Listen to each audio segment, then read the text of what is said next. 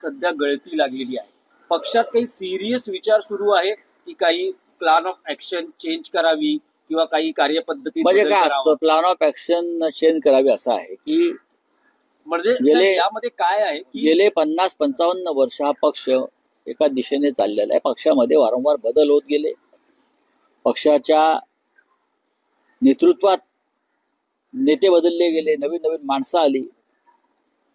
अनेकदा आता सध्याच्या परिस्थितीमध्ये पक्षाला काही लोक सोडून जात आहेत.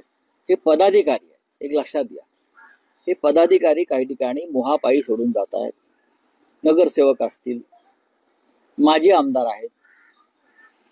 विद्यमान आमदार खासदारांविषयी तुम्ही अफवा उडवताय, पण ज्यांना जायचं होते ते गेले. भास्कर जाधव हे पक्षाचे नेते आहेत, आमचे सहकारी आहेत. राजकारणातला त्यांचा अनुभव हा मोठा आहे आणि त्यांच्यावरती पक्षाने जबाबदाऱ्या दिलेल्या आहेत. त्यांच्याकडे पूर्व विदर्भाची जबाबदारी आहे, त्यांच्याकडे पश्चिम महाराष्ट्राची जबाबदारी आहे आणि ते काम आवडीनं करतायत. आता वारंवार आम्ही नेते मंडळ भेटत असतो आणि उद्धव साहेबांशी म्हणजे पक्षप्रमुखांशी चर्चा करतो. पुढल्या 2 दिवसामध्ये परत आम्ही भेटणार आहोत सगळे आणि नव्यानं काही जबाबदाऱ्या कोणाला अधिक घेता येईल का याविषयी आम्ही चर्चा करू. भास्करराव जाधव जे आहेत हे कोकणातले सध्या शिवसेनेचे एकमेव आमदार आहेत. हे मान्य केलं पाहिजे. कोकण आमचा बालेकिल्ला होता. यावेळेला आम्हाला पराभवाला सामोरं जावं लागलं. मग रायगड असेल, रत्नागिरी असेल, सिंधुदुर्ग असेल आणि आम्हाला त्यातून आता उभं राहावं लागलं.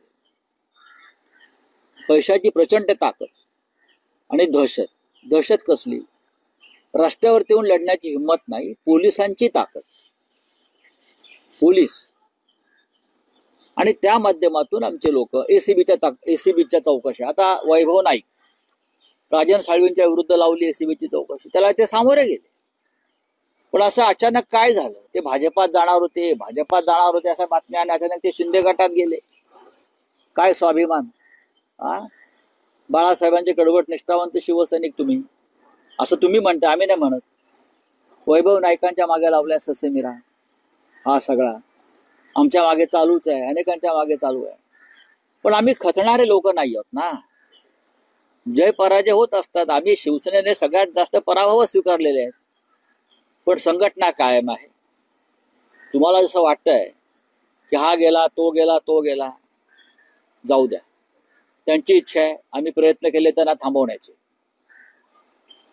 सत्ता आहे, पैसा आहे आणि मोह आहे, त्याच्यावरती कोणाला विजय मिळवता येत नाही. देवानाही मिळवता आला नाही.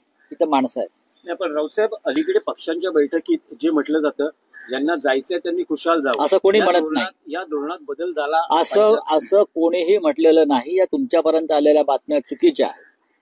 ज्याला जायचंय त्याने खुशाल जावं असं कोणी म्हणणार नाही, कोणी म्हणत नाही. किंबहुना आमच्या कानावर जेव्हा अशा काही गोष्टी येतात तेव्हा आम्ही त्या संबंधित आमच्या सहकाऱ्यांशी, मग जिल्हा स्तरावरती असेल, तालुका स्तरावर असेल, आम्ही चर्चा करतो, त्यांना समजवण्याचा प्रयत्न करतो. पण प्रत्येकाच्या काही ना काहीतरी अडचणी आहेत. कोणावरती केसेस टाकल्या जातात, जुन्या केसेस उकरून काढल्या जातात, पोलीस स्टेशनला फेऱ्या मारायला लावतात, बँकांची प्रकरणं बाहेर काढतात, इन्कम टॅक्सच्या नोटिसा पाठवतात. अर्थात या सगळ्यांना आम्ही यापूर्वी सामोरं गेलेलो आहोत आणि लढलो आहोत. पण आता काही लोकांची मनं फार कमजोर झालेली आहेत, कमकुवत झालेली आहेत. त्यांना लढण्याची इच्छाशक्ती त्यांची संपलेली आहे. आता त्यांना लढण्याची इच्छाशक्ती नाही, ते जात आहेत.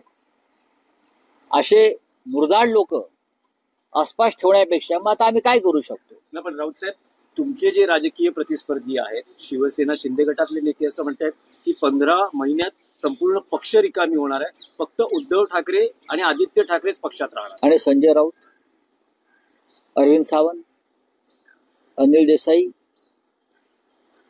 भास्कर जाधव, राजन विचारे, काय पक्ष मजबूत आहे. निवडणुकांमध्ये हारजीत होत असते. भारतीय जनता पक्ष सुद्धा 2 खासदारांवरती आला होता आणि एक दिवस हा एकनाथ शिंदेचा पक्ष आहे ना, हा त्यांचा एकही आमदार निवडून येणार नाही. असं वातावरण निर्माण होईल. आज आले अमित शहाची कृपा आहे, ईव्हीएमची कृपा आहे, पैशांची बरसात आहे. पण एक निवडणूक जी आमच्या हातून गेलेली आहे याचा अर्थ 2029चं चित्र हेच नसणार. 2029ला चित्र पूर्णपणे बदललेलं असतं. भारतीय जनता पक्ष आणि एकनाथ शिंदे एकत्र राहणार नाहीयेत भविष्यात. काम झालेलं आहे शिंद्यांचं, लक्षात घ्या. शिंद्यांचं काम झालंय, त्याच्यामुळे त्यांचं काम तमाम होणार आहे. आता सगळ्यांना दिसतंय, हे त्यांनाही माहिती आहे आणि त्यांच्या लोकांनाही माहिती आहे. त्यांचा पक्ष हा भाजपमध्ये विलीन होईल किंवा त्या पक्षातला एक मोठा गट हा कोकणमधल्या एका नेत्याच्या नेतृत्वाखाली भाजप बरोबर जाईल. हे तुम्ही इथे लिहून घ्या स्टॅम्प पेपरवरती, मी तुम्हाला सही करून देतो. तेच एकनाथ शिंदे म्हणतात की तुमची जे बैठक सुरू आहे ते डॅमेज कंट्रोल आहे आणि बाळासाहेबांचं डॅमेज करण्याचं काम त्यांनी केलंय. 2-4 माणसं सोडलेली तर कोण डॅमेज म्हणजे सगळ्यात जास्त शिवसेने बाळासाहेबांना डॅमेज एकनाथ शिंदेने केलाय ना. कसले डॅमेज कंट्रोल? एकनाथ शिंदे ह्या माणसाने बाळासाहेब ठाकरे हिंदुहृदय सम्राट, या राज्याचं आणि भारताचं दैवत, त्याला त्या दैवताला डॅमेज करण्याचं काम कोणी केलं असेल तर ह्या लोकांनी केलं. नाही तर काय हिंमत होती दिल्लीवाल्यांची महाराष्ट्रातून दादागिरी करण्याची, महाराष्ट्र लुटण्याची? ह्या लोकांनी केलं, हे सगळं पाप केलं ह्या लोकांनी. आणि हे लोक जाऊन तिथे देवापुढे नाक घासतात. कुठली ती देवी? कामाक्षा, प्रयागराज. देवाचा ना बुडवणार. चला, धन्यवाद. रत्नागिरी 24 न्यूज चॅनलला आताच सबस्क्राईब करा आणि शेअर करायला विसरू नका.